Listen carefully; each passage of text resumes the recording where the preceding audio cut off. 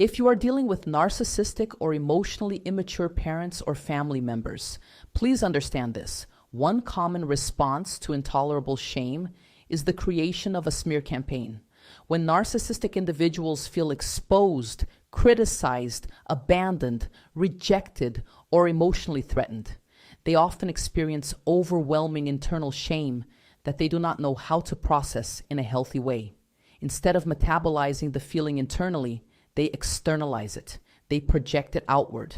And one of the ways they do this is by distorting the narrative about another person.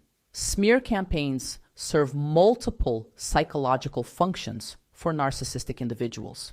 They allow them to preserve their self-image. They allow them to avoid responsibility. They allow them to recruit allies and validation. And very often they allow them to execute revenge against the person they believe has wronged them. In many cases, the smear campaign becomes a form of emotional regulation. It temporarily relieves the obsessive rumination about getting even.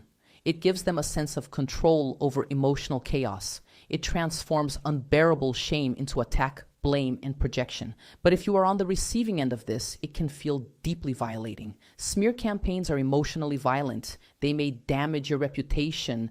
They may distort how others see you. They may cost you relationships, opportunities, community, or emotional safety. And because human beings are relational creatures, this kind of social distortion can feel profoundly destabilizing to the nervous system. But there is something else hidden inside experiences like these, a strange opportunity. When people around you are projecting distorted identities onto you, you are forced into a difficult but powerful question. Who do I choose to be, regardless of what other people say about me? A smear campaign can become an unexpected opportunity to develop internal solidity. Not arrogance, not denial or emotional numbness, but grounded self-definition. You begin learning how to tolerate the discomfort of not being fully understood. You begin learning how to stop over-explaining yourself to people committed to misunderstanding you. You begin learning how to stay connected to your values even when external validation disappears. This is not toxic positivity. It's not pretending abuse feels good. This is a practical and psychologically grounded way of transforming chaos into intentional growth.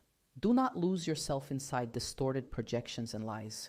Do not allow someone else's dysregulation to become your identity. Instead, ask yourself, what kind of person do I want this experience to turn me into?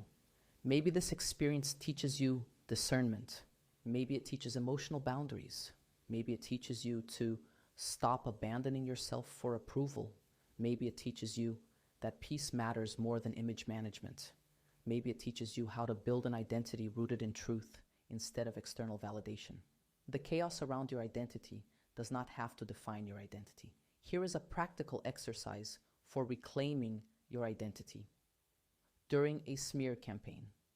First, write down the accusations, labels, or distorted narratives that have been projected onto you.